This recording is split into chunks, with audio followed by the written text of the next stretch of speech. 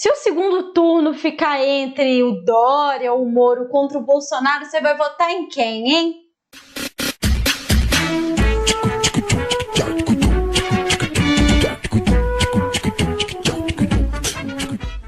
Oi pessoal, para quem não me conhece, meu nome é Laura Sabino. Para quem me conhece, meu nome é Laura Sabino também. Se você é novo por aqui, gosta desse tipo de conteúdo e quer fortalecer esse canal aqui de esquerda, já se inscreva no canal e ative o sininho. Agora, se você já é parça do canal, eu não preciso nem te pedir para vocês não se esquecerem de curtir e comentar bastante nesse vídeo para ajudar na divulgação e de conferir também se o sininho de vocês está assinado. Vale sempre lembrar que a gente praticamente não recebe nada do YouTube e quem mantém esse canal aqui de pé são os companheiros que contribuem para o canal através do Apoia-se, com qualquer valor a partir de R$2. Dito isso, bora pro vídeo. Bom, eu pensei bastante sobre como começar essa conversa aqui e falar sobre essa ideia de um segundo turno entre o diabo e o capeta e também falar um pouco sobre essa questão do impeachment do Bolsonaro.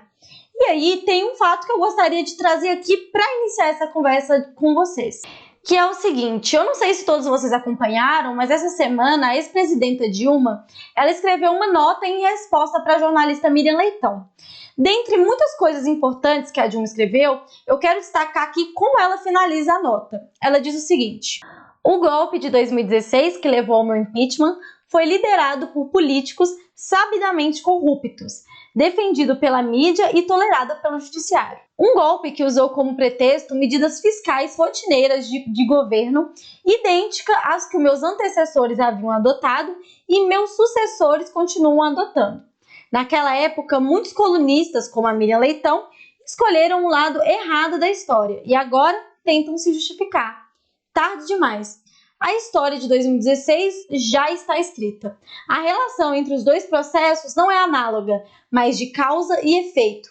Com o golpe de 2016, nasceu o ovo da serpente que resultou em Bolsonaro e na tragédia que o Brasil vive hoje, da qual foram cúmplices Miriam Leitão e seus patrões da Rede Globo.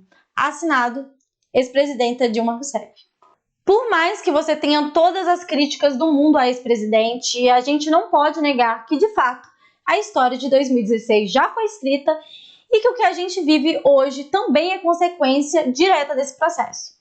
Tudo isso que está dito pela Dilma nessa nota pode e deve ser aplicado a Dória, Luciano Huck, MBL, Joyce Hasselmann e toda essa companhia aí. Aliás, é a essas pessoas que esse pensamento tem que ser aplicado, né? Porque o Uber que votou no Bolsonaro, seu tio que apertou 17, não tem a mesma culpa no cartório do que esses nomes que eu citei aqui, né? Muito pelo contrário, muitos foram influenciados por essa galera. Então, por que você cortou o vínculo com seu tio, que provavelmente está se ferrando com as políticas adotadas pelo Bolsonaro, mas está aí compartilhando meme, exaltando Dória na internet? Ou melhor dizendo, exaltando o Bolsodória, hein? E é agora que muita gente costuma vir com algumas frases de efeito, como por exemplo: não é o momento de procurar culpados, ou é a hora de olhar para frente, blá blá blá blá blá blá. Eu quero lembrar que essas frases, por mais que elas pareçam neutras, elas são altamente ideológicas e despolitizadoras. É essencial olhar para trás, fazer balanços, fazer autocríticas, porque é isso que nos fará ter uma visão clara do que está acontecendo. São esses balanços que vão ajudar a pensar em que decisões serão tomadas, como serão tomadas, e sem repetir, é claro, os erros do passado, e pra gente errar menos no futuro. E olha que às vezes a gente nem precisa olhar para um passado tão distante assim. Por exemplo, esse mesmo Dória, que hoje aparece como prefeito sensato, que vocês estão compartilhando aí, foi favorável à PEC que congelou a verba da saúde e educação por 20 anos. O governo dele, no ano passado, propôs passar a PEC 627, que retiraria R$1 bilhão das universidades estaduais. Ele estabeleceu a demissão de mais de 5.000 funcionários do Butantan e da USP.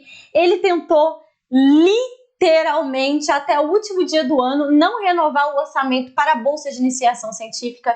Ele aprovou uma lei que cortará 30% dos recursos que iriam para a pesquisa. Enfim, bem parecido com a política do Bolsonaro que a gente tanto critica, né? Pois é, Laura, é bem parecido, mas então por que o Dória está rompendo com o Bolsonaro? Veja bem, a popularidade do Bolsonaro tem despencado e o grito pelo impeachment só tem aumentado. Com razão, são mais de 200 mil pessoas vítimas do genocídio do presidente da República. Mas não dá para dizer que o Bolsonaro se omitiu. Aliás, se tem uma coisa que o Bolsonaro não fez nesse tempo que ele está na política, que são muitos, foi se omitir, viu? O cara nunca se omitiu. O projeto do Bolsonaro está bem claro e sempre foi explícito: sacrificar pobres para salvar o mercado. Acidente é bater o dedinho na quina do móvel. O que o Bolsonaro tem colocado em prática é o projeto que o colocou na presidência. Projeto esse que é realmente muito próximo das políticas que o Dória sempre defendeu. Você tá duvidando? Tá duvidando? Vamos lá então. Na pandemia ficou claro que o presidente acredita que compensa sacrificar idosos para salvar a economia e poupar os mais ricos. Assim como a reforma da Previdência também acredita nisso. Quando o Bolsonaro se negou a decretar o lockdown, ele deixou bem claro que por ele tudo bem expor os trabalhadores a condições péssimas, colocando a própria saúde em jogo. Assim como a reforma trabalhista também pensa nisso.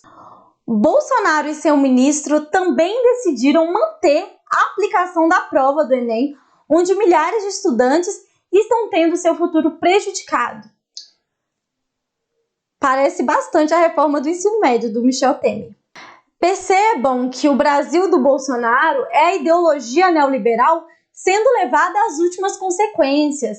A gente vê o preço do álcool em gel subindo mais de 100%, gente fazendo especulação de oxigênio em Manaus enquanto pessoas morrem asfixiadas, economista dizendo que a morte de idosos na pandemia vai fazer bem para a economia. Nada mais é do que a classe média sentindo na pele o sistema que especula casa enquanto gente dorme na rua, queima comida enquanto pessoas morrem de fome e que romantiza cenas como essas do senhor tendo que fazer entrega numa idade em que deveria estar em casa descansando com sua aposentadoria e seus netos. Inclusive, eu recomendo um vídeo aqui do canal chamado Quem Elegeu o Bolsonaro, que vai aparecer aqui, e um vídeo do canal Pensando Alto que se chama Dossiê Dória. Mas, Laura, então você está dizendo que é contra o impeachment? Não, eu estou dizendo que a gente está esperando que o impeachment venha do lugar errado. A real é que a direita já teve a oportunidade de demonstrar que, de fato, eles abominam o fascismo e que são diferentes do Bolsonaro. Mas acontece que, na ocasião, eles acharam uma escolha muito difícil, vocês lembram? Então agora, o Maio, o Luciano Huck, a Moedo e companhia descobriram que o homem que prestava homenagem para a ditadura militar há anos era um risco para a democracia? Então, de parabéns.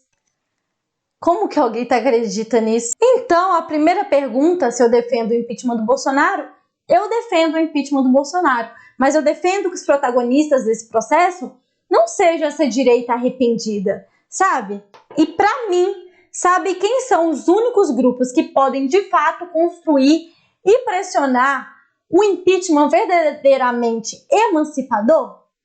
O povo, os movimentos sociais, os sindicatos, coletivos, a militância, as pessoas que estão sendo vítimas desse genocida. Não pode ser um processo construído de cima para baixo, porque senão, você sabe o que vai acontecer? O Bolsonaro cai, o bolsonarismo continua, o pensamento neoliberal continua, e aí Mourão governa em paz e depois é eleito alguém limpinho, de direita, que vai promover exatamente as mesmas coisas que o Bolsonaro, só que sem fazer tanto alarde, sabe? E aí ele vai ter o aval porque, pasme, ele não é o Bolsonaro. Um verdadeiro rearranjo das classes dominantes. A esquerda, ela precisa ser, mais do que nunca, de esquerda. Deixar claro que a gente não quer morrer de Covid, mas também nós não queremos morrer de tanto trabalhar de maneira precarizada. A gente não quer que as pessoas morram de fome, não queremos que a população negra e periférica siga morrendo na mão da polícia. A gente não quer o fascismo explícito do Bolsonaro, que diz em frente às câmeras que odeia as universidades públicas, mas a gente também não quer ter um fascista de sapatênis e de polo como o Dória, não é mesmo? Que fala as mesmas coisas, só que por trás das câmeras. O MST doou toneladas de alimentos nessa pandemia, foi a bancada de esquerda que lutou para conseguir o auxílio emergencial, foram nos sindicatos, que lutaram para garantir assim, o mínimo de proteção para os trabalhadores, sobretudo para os professores e para os alunos, porque, mano, o Brasil estaria um caos se as aulas não tivessem parado, sério. Cara, imagina o caos. É nesse momento que tá todo mundo fudido, que a esquerda tem para mostrar que não é fácil pagar aluguel e que os movimentos de ocupação urbana fazem um trabalho importante. Mostrar que a reforma trabalhista e da Previdência não gerou emprego, só promoveu uma piora ainda maior nas condições trabalhistas. Momento de crise imensa, gigante, que as pessoas estão vendo o quanto a aposentadoria do avô, da avó, faz a diferença no orçamento de uma família. São essas pessoas, muitas delas que apertaram 17, que nós deveríamos estar dialogando agora, que estão lá morrendo na fila do SUS. É um equívoco pensar que a esquerda precisa esconder suas diferenças. É o momento de mostrar que a direita é o Bolsonaro e que o oposto de Bolsonaro não é essa direita limpinha, de sapatênis, nada disso. O oposto do Bolsonaro é a esquerda, somos nós. Então, se você me perguntar em quem eu votaria entre o Bolsonaro, Dória, Huck, Moro, eu diria que independente de quem eu votaria, a gente estaria perdendo. E que, na real, meu voto não faria tanta diferença assim. Que seria uma falsa disputa entre dois projetos de país muito parecidos, onde pobres são vistos como nada.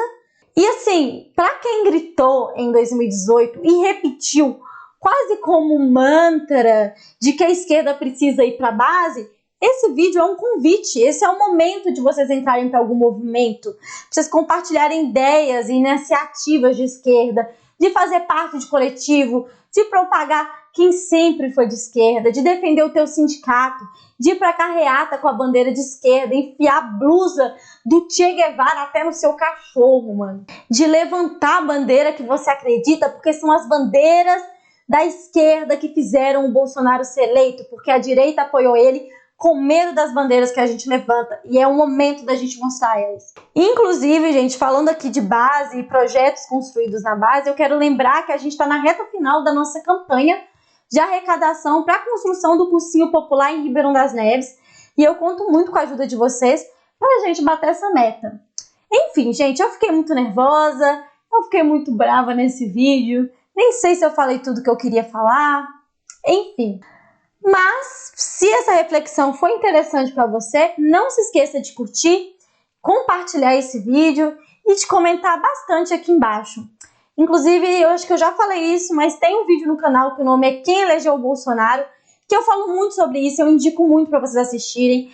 Eu acho que é um problema esperar que a solução venha de vias eleitorais ou pautar tudo que a gente faça pensando nas urnas, porque eu acho que as urnas são uma consequência do processo coletivo, das construções que a esquerda tem que fazer em todo esse tempo e a vida inteira. Então, a gente não tem que ficar especulando entre Dória, Moro, Bolsonaro, em quem a gente votaria. A gente tem que construir um futuro em que a gente não tenha só essas duas opções, que a gente não tenha que decidir entre o cocô e o tolosco de bosta, sabe? Enfim, galera, fica aí o meu vídeo um pouco exaltada.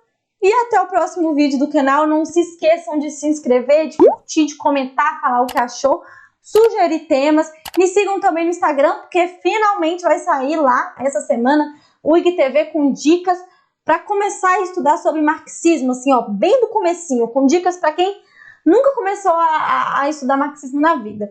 E é isso. Se inscrevam no canal. Beijinho e até a próxima.